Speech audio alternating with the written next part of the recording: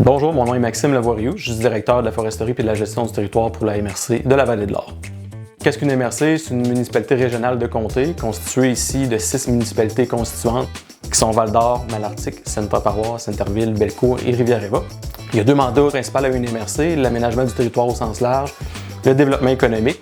On fait de la foresterie sur les lots intramunicipaux qui représentent 30 000 hectares. C'est surtout de la forêt publique, un peu de terre privée, mais quand même moins que dans les régions du sud du Québec. Au niveau des mandats, c'est de l'aménagement forestier. La MRC, on s'occupe de tout de A à Z. On fait un plan d'aménagement forestier intégré tactique. Ensuite, un plan d'aménagement forestier intégré opérationnel. Ensuite, la programmation annuelle. Puis, les appels d'offres puis les octrois de contrats sont soumis au Conseil des maires. Donc, c'est le Conseil des maires qui octroie les contrats aux différents entrepreneurs qui ont soumis aux appels d'offres. Le bois, dans le fond, qui est récolté sur les terres publiques intramunicipales vont dans les différentes usines de la MRC de la Vallée de l'Or.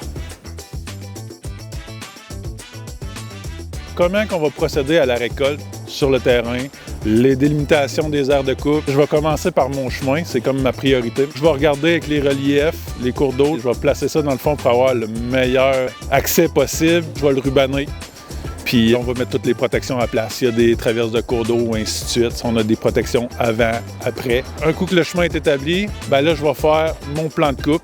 Le ministère m'accepte ça. On suit vraiment la planification. Je fais le relevé GPS. Quand on arrive au bureau, on leur transfère nos données. C'est là que je vais faire toutes mes corrections.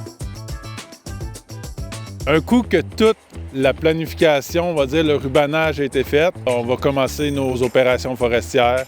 C'est en partie de la CPRS, la coupe avec protection de la régénération et des sols. Une partie de notre CPRS va être la coupe de rétention. Là, on va soit laisser des îlots d'une certaine grandeur ou on va faire de la CPRS tige. On va laisser des tiges éparses un peu partout sur le terrain. Si on a les coupes bouquets, que c'est des plus petits îlots, ça, c'est dans le but de favoriser les oiseaux et ainsi de suite. C'est pour favoriser la faune, dans le fond. Ensuite, on a de la coupe partielle, soit de la coupe d'éclaircie, soit de la CPI. Ça, c'est de la coupe qu'on garde un couvert forestier. Pour nos opérations de récolte, ça ressemble pas mal à ça. La MRC s'assure qu'on respecte le règlement d'aménagement durable des forêts, le RADF. Donc, on est en terre publique. On nous soumet au même règlement que la foresterie qui se fait sur grande forêt publique. Donc, on fait des inventaires après travaux. Travaux d'inventaire au niveau des coupes partielles, au niveau des travaux sylvicoles, reboisement, scarifiage. Puis, il y a aussi le ministère qui vient visiter nos différents chantiers pour voir si c'est conforme ou non. Les revenus vont à la MRC dans un fonds forestier, puis on va soutenir l'économie forestière, les entrepreneurs.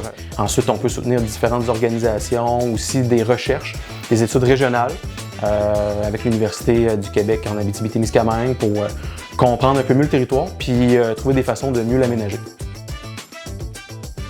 Ce que j'aimerais que la population retienne du rôle de la MRC sur le territoire, c'est que vraiment on gère vraiment l'aménagement du territoire au sens large.